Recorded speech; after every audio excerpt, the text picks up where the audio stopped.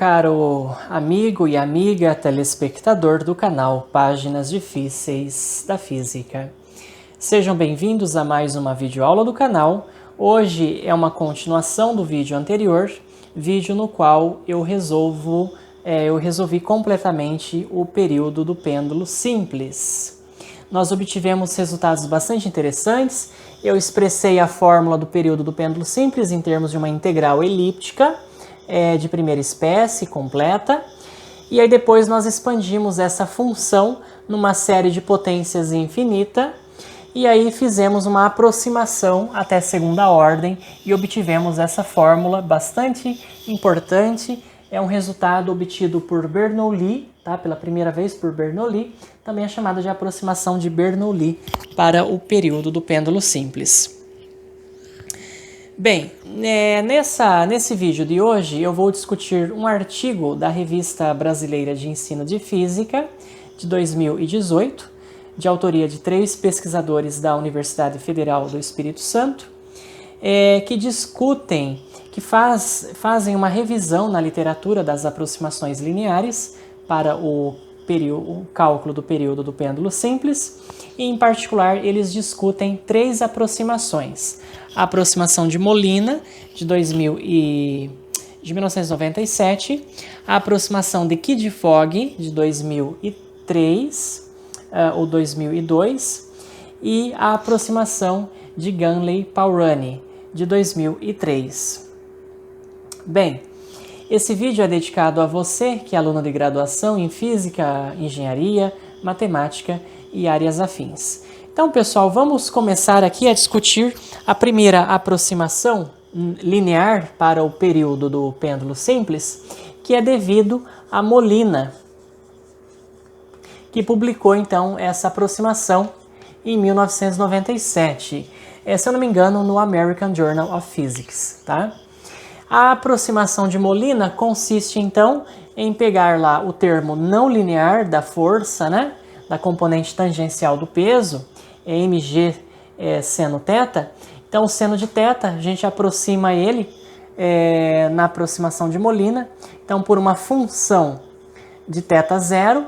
Não esqueçam que θ0 é a amplitude das oscilações, vezes θ, pessoal, vezes o ângulo θ. Então, existe uma escolha, né? Embora exista uma escolha, uma liberdade na escolha dessa função de θ0, tá? Ela é arbitrária, né? Mas essa função ela tem que satisfazer algumas condições. A primeira condição é que essa função, para ângulos pequenos, né? Para θ muito pequeno, muito menor do que 1, essa função f de θ0, ela tem que ser aproximadamente igual a 1, tá? Por que isso, né? Porque f de θ0, pessoal, é igual, então, ao seno de θ dividido por θ. Então, quando θ0 no limite, né? Quando θ0 tende a 0, essa função, então, tende a 1, tá? Isso aqui nada mais é do que o limite trigonométrico fundamental, que você deve aprender, né? Você deve lembrar das suas aulas de cálculo 1. O limite de seno de θ sobre θ, quando θ tende a 0, isso tende a 1, tá? É o limite trigonométrico fundamental. Muito bem. Então, para θ muito pequeno, essa função ela é aproximadamente igual a 1. A segunda aproximação é a seguinte, pessoal. Quando o ângulo θ, né, ele é igual a π radianos, ou seja, quando o pêndulo está lá em cima, né, lá no ponto mais alto, tá? Quando θ, então, é igual a π,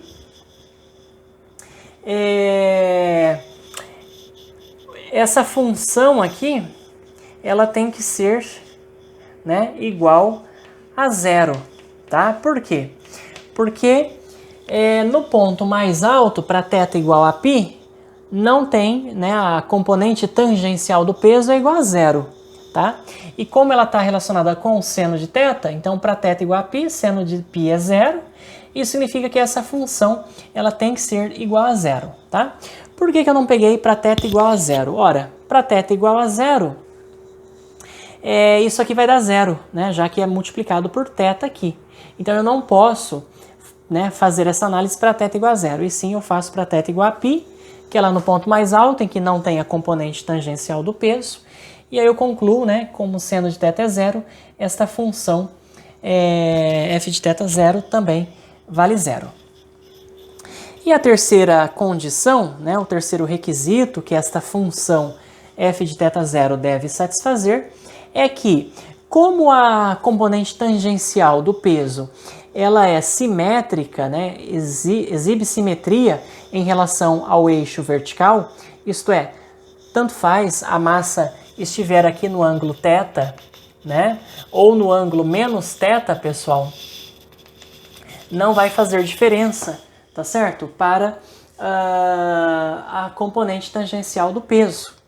Então, isso significa que esta função f de θ zero é igual a f de menos θ zero, o que implica que esta função aqui, f de θ zero, tem que ser uma função par, né? É uma função par. Então, Molina, ele propõe, né, uma função que atende, né, que respeita esses três requisitos. Essa função que ele propôs é a função seno de θ zero dividido por θ zero elevado a um parâmetro alfa, tá? Que já nós vamos determinar. Que ele determinou também esse parâmetro alfa. Então, esta aqui é a função. E aí, tendo essa função, então você substitui isso na equação diferencial, né, de movimento. Qual que é a equação diferencial do movimento do pêndulo simples? d2θ dt2 mais g sobre L vezes o seno de θ, que é substituído então por essa função vezes θ, ou seja, seno de θ zero sobre θ zero, né, que é a amplitude, elevado a alfa vezes θ, e isso é igual a zero. Bem, pessoal, esse termo aqui, então eu vou chamar ele de ômega 2, né, como é rotina, isso acontece no oscilador harmônico simples, né, qualquer equação diferencial que se assemelhe à equação do oscilador harmônico, a gente então, por hábito, chama esse termo de ômega 2, que é a velocidade angular, né, ao quadrado, e o período, portanto, você obtém ele fazendo 2π sobre ômega, né? Então, isso aqui vai ser 2π raiz quadrada, né? Já que ômega é raiz disso aqui tudo, de L sobre G. Notem que eu preciso inverter, né? Porque eu estou passando para cima esses termos. E aqui ficou na raiz quadrada, e a hora que eu inverto, eu troco o sinal do expoente. Então, fica seno de θ zero sobre θ zero elevado a alfa elevado a menos meio, que é a mesma coisa que elevado a menos alfa sobre 2. Tá ok, pessoal? Essa aqui, então, seria a expressão do período do pêndulo simples, de acordo com a aproximação de Molina, tá? Com essa função. Resta-nos determinar quem é o parâmetro alfa. Para isso, nós utilizamos, então, a série de potências, né? Que é o cálculo exato, tá? Que veio lá da integral elíptica, né? Para o período. Bem, o que a gente faz? Então, a gente vai expandir esse seno de θ zero, tá? A expansão do seno, pessoal, né, é igual a θ zero menos θ zero ao cubo sobre 3 fatorial mais θ zero a 5 sobre 5 fatorial menos etc. Eu vou considerar apenas até o termo de segunda ordem, né? Repare que eu divido todos os termos por θ zero, e aí isso aí então vai ficar o seguinte, vai ficar aproximadamente, notem que esse termo aqui é o T0, né? Que é o período do pêndulo simples para pequenas oscilações, pequenas amplitudes, T0 que multiplica então 1 menos θ zero ao quadrado sobre 3 fatorial mais etc, né? Só vou considerar até a segunda ordem. Elevado a menos alfa sobre 2. E aqui, pessoal, nós fazemos uma outra aproximação. A gente usa, né, a fórmula do binômio de Newton. Você deve lembrar que 1 mais x elevado a n, isso aqui é aproximadamente igual a 1 mais nx, quando x é pequeno, tá? Então, se a gente considerar aqui o θ0, né, pequeno, a gente pode usar essa aproximação. Isso aqui a gente pode aproximar por t0, que multiplica 1, aí menos, né, esse expoente desce multiplicando, então fica mais, que eu faço jogo de sinal, alfa sobre 3 fatorial é 6 vezes 2 dá 12, vezes θ0 ao quadrado. Mais termos aí de ordem superior, tá? Que eu não vou colocar. Muito bem, e aí, então, comparando esta expressão com a expressão aqui de Bernoulli, né? Isso aqui, a gente pode até escrever aqui o nome da aproximação de Bernoulli para o período do pêndulo. Comparando, pessoal, você deve notar, então, que alfa sobre 12 é igual a 1 sobre 16. Então, o que Molina fez foi fazer o coeficiente desse termo aqui, da sua expansão, ser igual ao coeficiente do termo de segunda ordem da aproximação de Bernoulli, tá? Então, alfa sobre 12 igual a 1 sobre 16. Alfa sobre 12 é igual, então, a 1 sobre 16. Daqui eu concluo que o alfa é 12 sobre 16, que simplificando aqui por 4, né? Isso aqui dá 3/4, tá bom? Portanto, a fórmula do período, né, na aproximação aqui de Molina, eu vou até colocar aqui em cima já, pessoal, tá? Para eu não ter que apagar. Eu vou colocar um Tm de T de Molina, né? É igual, então, a T0 vezes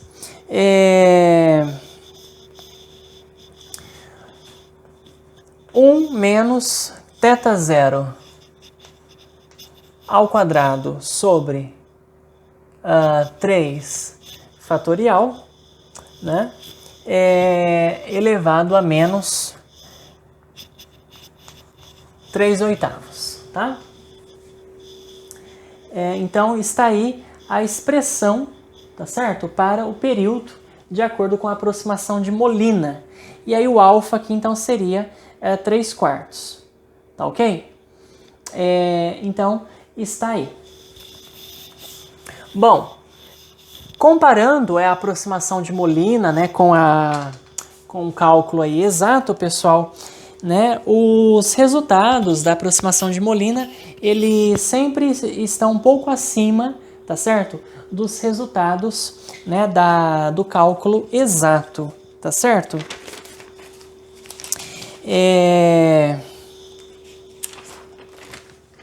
Bom, eu também posso fazer o seguinte, eu posso até utilizar esta forma, né, mais interessante. Na verdade, eu deveria escrever nesse outro formato aqui, o período, pessoal. Tá, eu posso escrever assim, né, nessa forma, mas eu também posso deixar nessa forma mais didática, que é deixar seno θ0 sobre θ0, tá?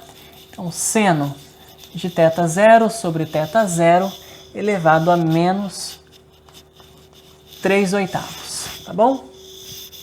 Esta aí, então, é a fórmula de Molina. Ela dá uma excelente concordância, tá? Até ângulos, amplitudes de 90 graus e um erro menor que 1%, tá bom? Então, é uma aproximação muito boa, essa aproximação de Molina. Bem, agora a gente vai ver a outra aproximação que o artigo trata, pessoal, que é a aproximação de Kidd-Fogg, né? Vamos lá.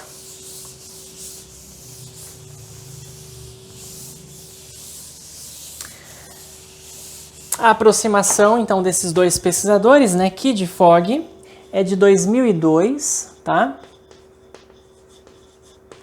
Kidd-Fogg.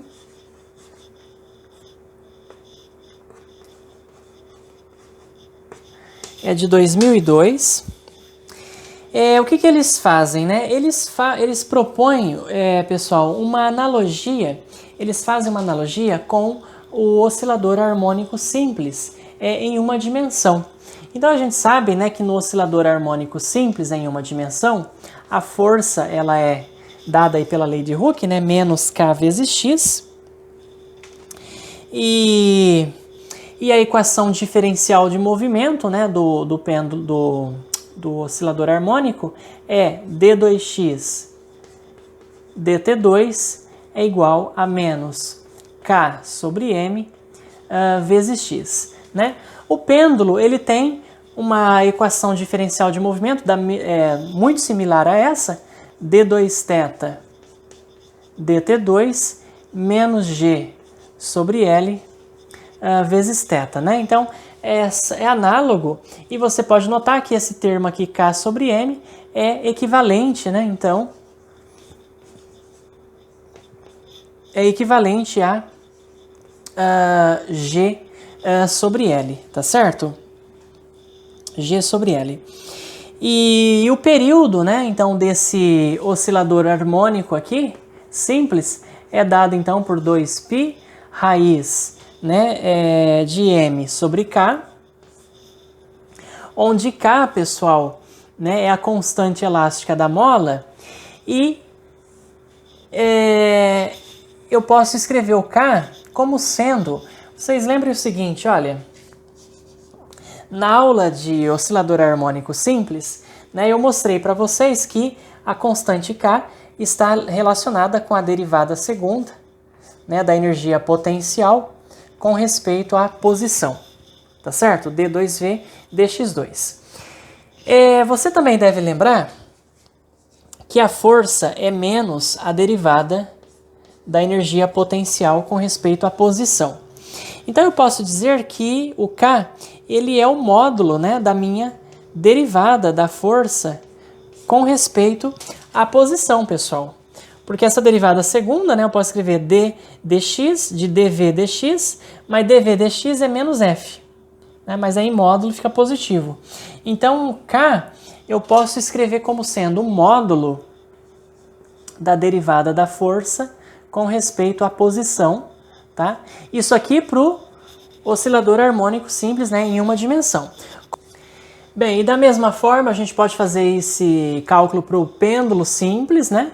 Então, o período do pêndulo simples é 2π raiz da massa, né, que está oscilando em torno da posição de equilíbrio, m minúscula, dividido pelo módulo da derivada da força com respeito x aqui, no caso, seria S, né, pessoal? Que é o comprimento do arco, tá? Descrito pela partícula. Esse S é o comprimento de arco, que é o produto do raio, né? Que é L vezes o ângulo θ, tá bom? Bem, nós precisamos então fazer essa derivada.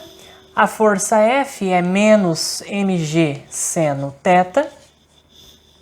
E para derivar F com respeito a S, né? Notem que S depende de θ, né? Assim como F depende de θ. Eu até posso usar a regra da cadeia aqui, dF, dθ, dθ, ds, tá ok? Então, quem que é dF e dθ? Vai ser derivado seno é menos cosseno, então vai ficar mg vezes cosseno, cosseno de θ, e a derivada, né, de θ em relação a S, quem que é θ? Θ é S sobre L, né? Então, derivada de θ com respeito a S, pessoal, é 1 sobre L, né? Isso aqui é 1 sobre L, que é, então, aqui sobre L, aqui embaixo. mg cosseno θ sobre L. Tá ok? Muito bem. Então, o período do pêndulo simples, ele vai ficar simplesmente 2π raiz, o m vai cancelar, esse L vai para cima, né? L sobre g cosseno de θ, tá certo? Então a proposta é isso, a proposta é considerar, né, esta expressão, tá?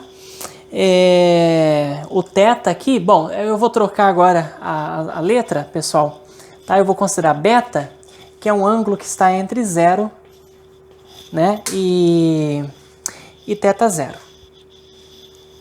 E aí eu posso escrever essa minha expressão assim, 2π raiz de L sobre G, que é o meu T0, né? T0 vezes a raiz de 1 sobre cosseno de beta. E aí eu preciso então determinar o beta, tá? Em termos do meu θ0, né? Da minha amplitude θ0, tá certo? Mas antes disso, né? A gente pode fazer a expansão, né? Da mesma forma que fizemos anteriormente. Mas antes disso, note o seguinte, pessoal. Quando o ângulo, né? Quando o ângulo beta ele é igual a 0, né? Então, o que acontece? O período t é igual ao período t0. O período, então, de Key de Fogg é igual a t0. Porque cosseno de 0 é 1, então isso que vai dar 1, tá? Agora, quando o ângulo beta ele é 90 graus, agora aí esse período ele diverge, tá? Ele diverge. Então isso significa que o meu beta ele pode ser igual a 0, mas ele tem que ser menor do que 90 graus, tá bom? Então achamos aí um intervalo de beta, né? E para encontrarmos então quem é esse beta, a gente pode novamente expandir essa função e aí compará-la, né? Fazê-la igual ao termo em segunda ordem da aproximação de Bernoulli. Tá ok, pessoal? Então vamos fazer isso. Vamos fazer isso aqui. Então o período aqui, né, que eu vou chamar de KF, Key de Fogg, é igual então a T0 que multiplica cosseno de beta elevado a menos meio, tá bom? E aí eu expando, né, o meu cosseno de beta usando a série de Taylor, tá certo? Então vai ser 1, né, mais, 1 menos, tá certo? Beta ao quadrado sobre 2, né, mais, aí eu considero apenas o termo em segunda ordem, né, elevado a menos meio. E aí, pessoal, novamente aqui eu aplico, né, a fórmula binomial de Newton, tá? Esse expoente desce multiplicando, e aí então o meu período de Key de Fogg vai ser T0 que multiplica 1 mais beta ao quadrado sobre 4, tá bom? Mais etc.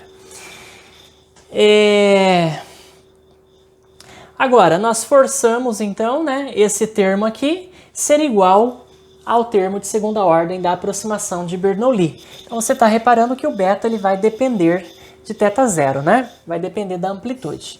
Então beta ao quadrado sobre 4 é igual a θ0 ao quadrado sobre 16. E aí então eu obtenho o meu beta.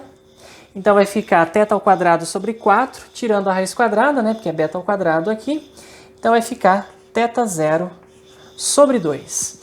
E, portanto, a minha aproximação, então, né, a aproximação de Key de Fogg para o período do pêndulo simples é T0 que multiplica raiz quadrada de 1 sobre cosseno de beta, onde beta é θ0 sobre 2. Esta, pessoal, então, é a fórmula, né, da aproximação de Key de Fogg para o período do pêndulo simples, tá? É uma fórmula também que dá excelentes resultados, porém o erro dessa aproximação de Key de Fogg é cerca de 2 vezes maior do que a de Molina, tá? Mas mesmo assim ela dá excelentes resultados, tá bom? Até amplitudes aí de 90 graus, tá bom? Bem, eu vou anotar então essa expressão aqui no cantinho para a gente não perder de vista, né, estas expressões. Então aqui a gente tem agora a aproximação de Kidde-Fogg, que é igual a T0 que multiplica raiz de 1 sobre cosseno θ0 sobre 2.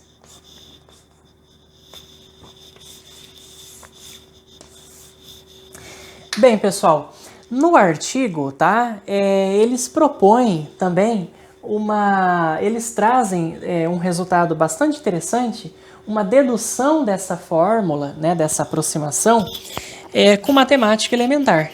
Isso até pode ser mostrado no ensino médio. Inclusive, o artigo propõe que se substitua, né, nos livros, tanto do ensino médio quanto de física básica, a expressão, né, do período do pêndulo simples para pequenas amplitudes T0 por esta expressão aqui, tá? Eles fazem, inclusive, essa sugestão.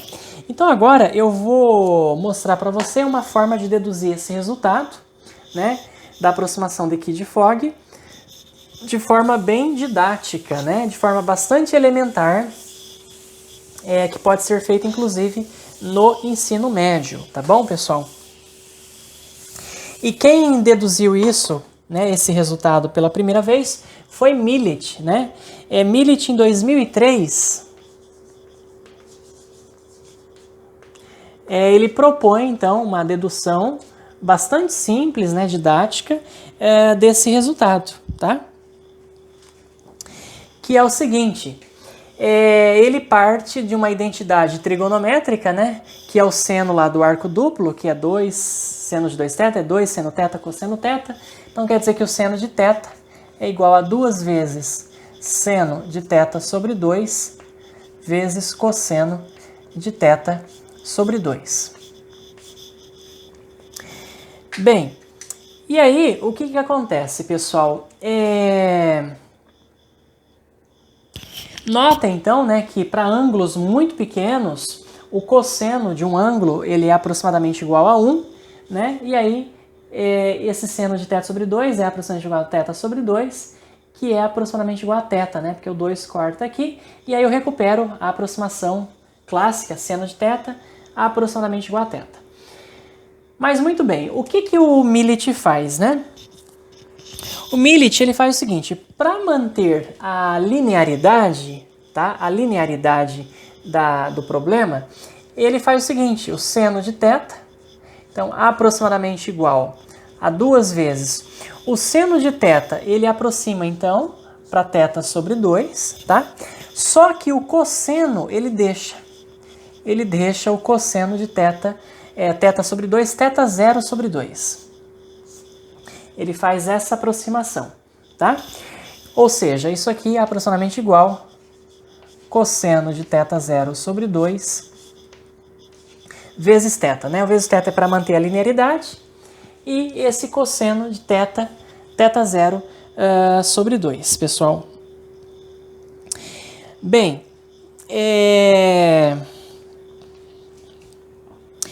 o seno, né? Ou melhor, o θ sobre 2, ele é um pouco maior, tá, que o seno de θ sobre 2.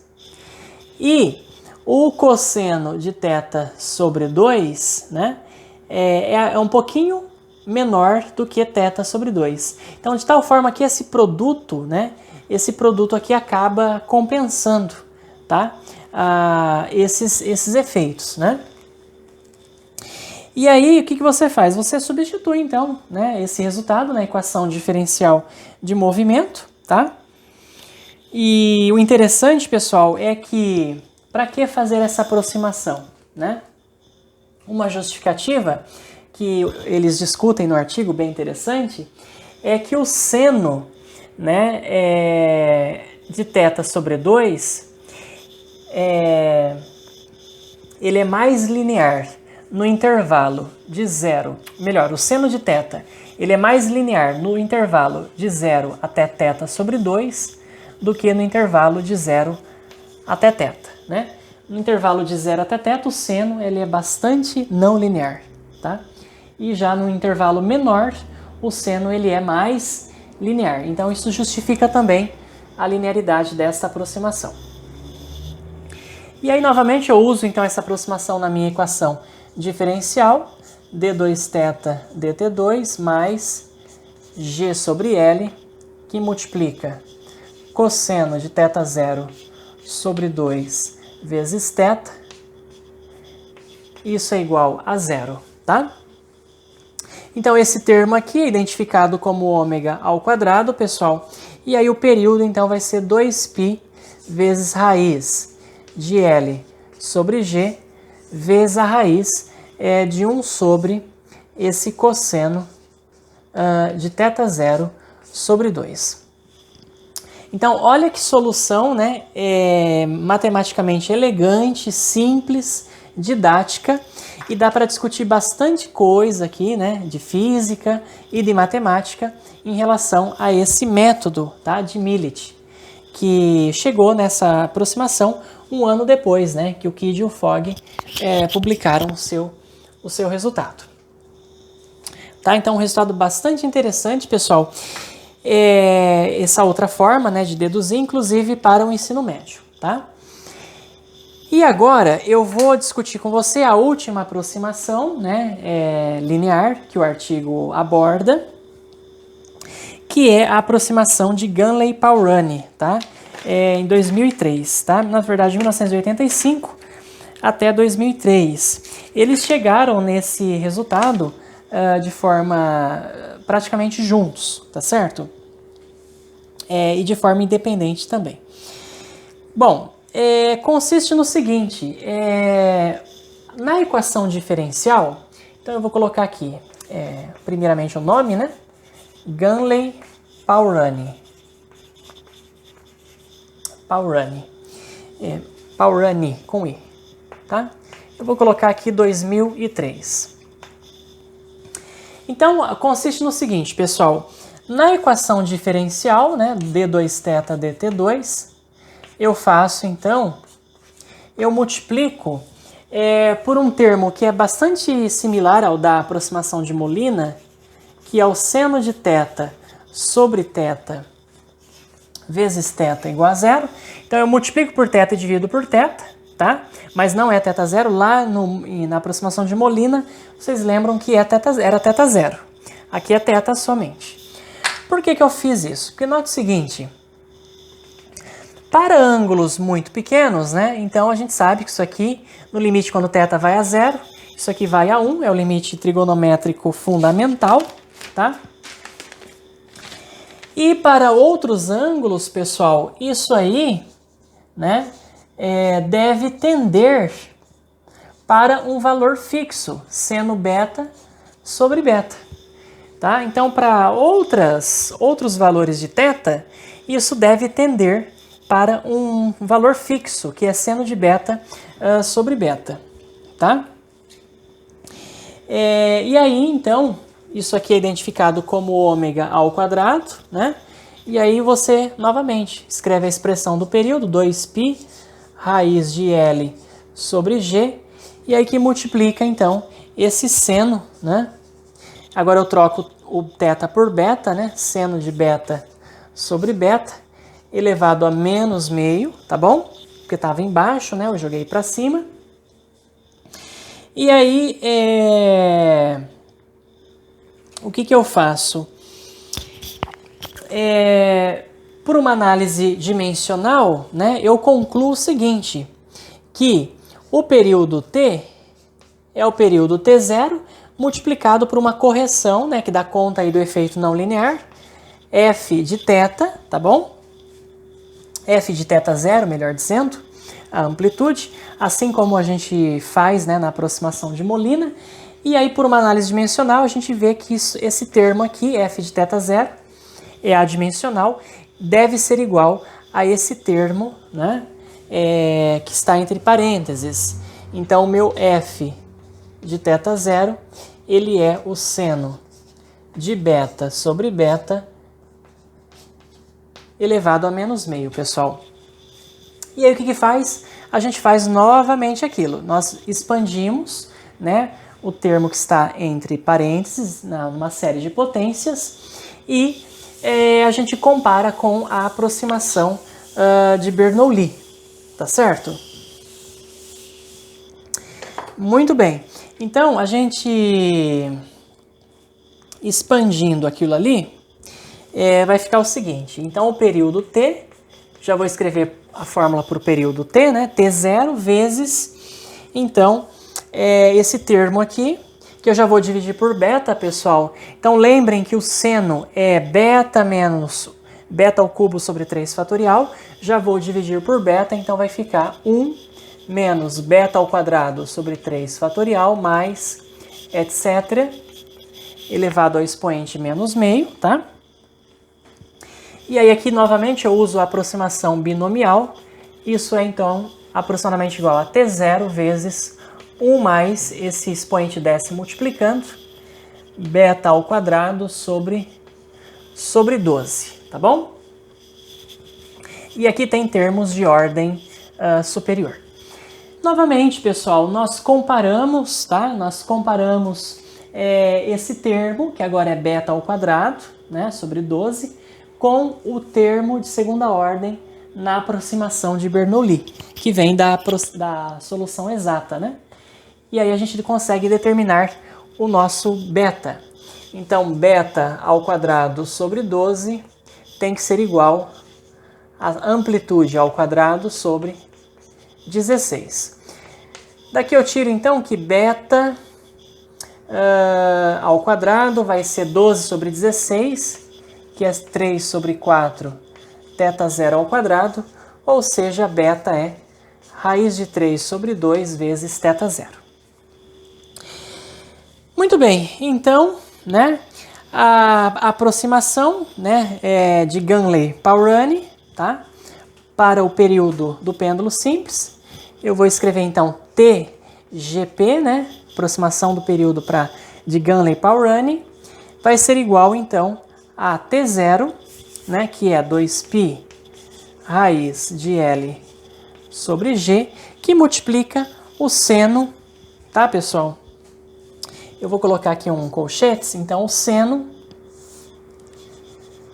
seno de beta, né, mas quem que é o beta? O beta é raiz de 3 sobre 2 θ zero, sobre raiz de 3 sobre 2 θ zero, elevado a o expoente menos meio, tá bom? Menos meio. Então está aí, né, a aproximação também de Ganley-Párani. Das três, pessoal, a que comete o menor erro possível é a aproximação de Ganley-Párani. Depois vem a aproximação de Molina e depois a aproximação de Kidde-Fogg, tá?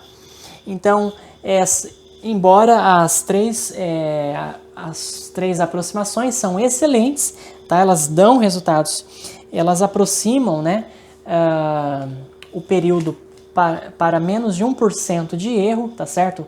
Para ângulos até 90 graus, né? Enquanto que a aproximação lá linear, né, seno de θ, aproximadamente igual a θ, né, que é mais abordado aí na física básica, você comete um erro de cerca de mais de 15%, tá? Ao não usar, né, a expressão aqui do cálculo exato. E para concluir, pessoal, eu só gostaria de mencionar, né, para vocês que em 2006, né, um físico, um pesquisador da Universidade de Brasília, o Fábio Lima, ele deduziu um resultado, né, uma aproximação também bastante interessante para ângulos, amplitudes menores ou iguais a 90 graus, tá? Só que ela é um pouco mais complexa do que essas outras. Essas outras aqui são bastante simples, né? São aproximações lineares, tá certo? Bastante simples. E a aproximação aqui do cálculo do Fábio Lima, eu vou colocar assim, né? FL, tá certo? O que ele obteve é igual a menos T0, que multiplica ln de A sobre 1 menos A, onde esse A ele é igual ao cosseno de θ0 sobre 2, tá? Então, só para ficar registrado, também aqui nós temos a aproximação, né, que um físico brasileiro da Universidade de Brasília, o Fábio Lima, ele chega nessa aproximação também bastante interessante, que dá resultados também excelentes, pessoal, assim como essas outras aproximações. Ufa, chega de pêndulo simples, né, pessoal? Então nós agora nós somos experts em pêndulo simples. Vejo vocês na próxima aula. Muito obrigado.